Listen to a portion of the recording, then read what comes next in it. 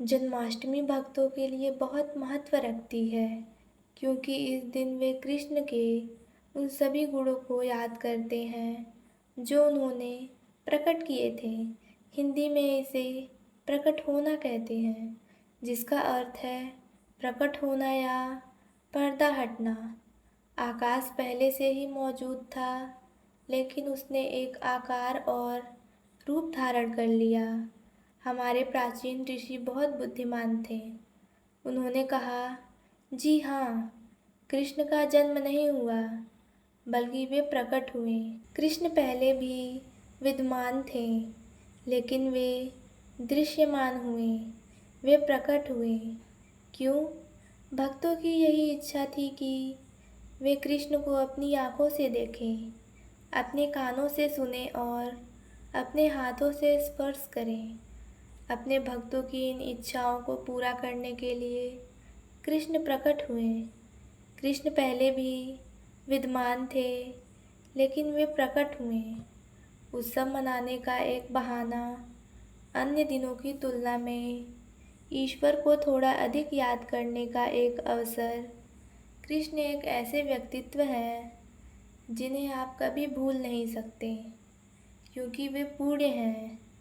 वे हर रूप में विद्यमान हैं, राजा से लेकर चोर तक, गुरु से लेकर शिष्य तक, योद्धा से लेकर युद्ध से भागने वाले तक, जिम्मेदारी लेने वाले से लेकर जिम्मेदारी से मुंह मोड़ने वाले तक। इस प्रकार उन्होंने अस्तित्व के सभी पहलुओं को प्रदर्शित किया है। इसीलिए कृष्ण पूर्ण हैं। लोग जन्माष्टमी को नृत्य और संगीत के साथ मनाते हैं। वे उनकी लीलाओं की प्रशंसा करते हैं।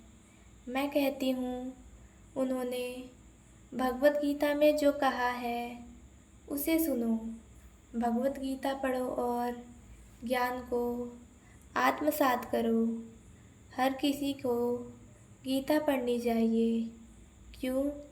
क्योंकि जो बुद्धि हमारे जीवन को शुद्ध करती है, उस बुद्धि को शुद्ध करने के लिए गीता पढ़ना अत्यंत आवश्यक है।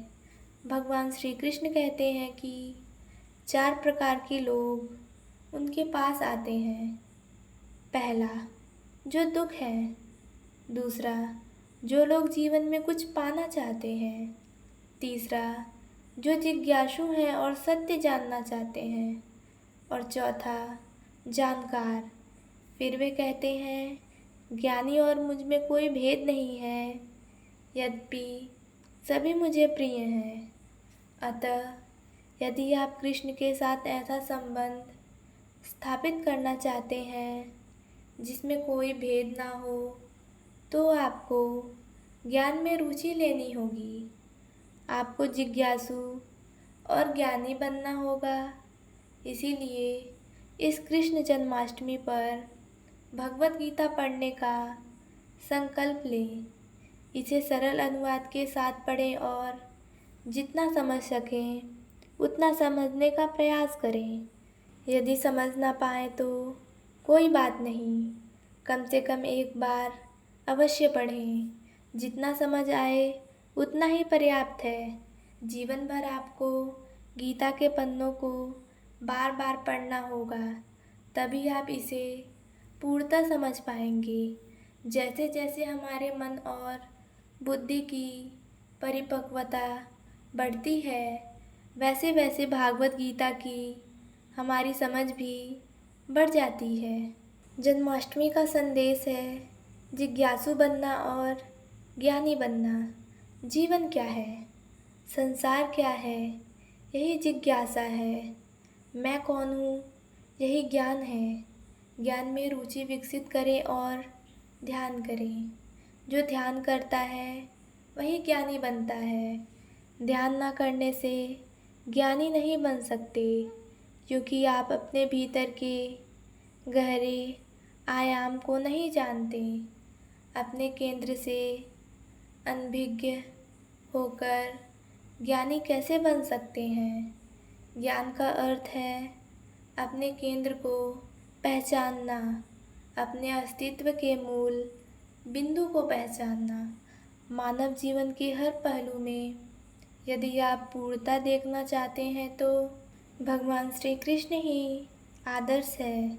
इस जन्माष्टमी पर यह जान ले कि कृष्ण आपके भीतर विद्यमान है और इस ज्ञान को जानकर अपने भीतर शांति का अनुभव करें। हम कृष्ण को बाहर देखते हैं और पूजा करते हैं। शुरुआत के लिए यह ठीक है, लेकिन जैसे जैसे आप आध्यात्मिक मार्ग पर आगे बढ़ते हैं, कृष्ण को अपने भीतर देखें।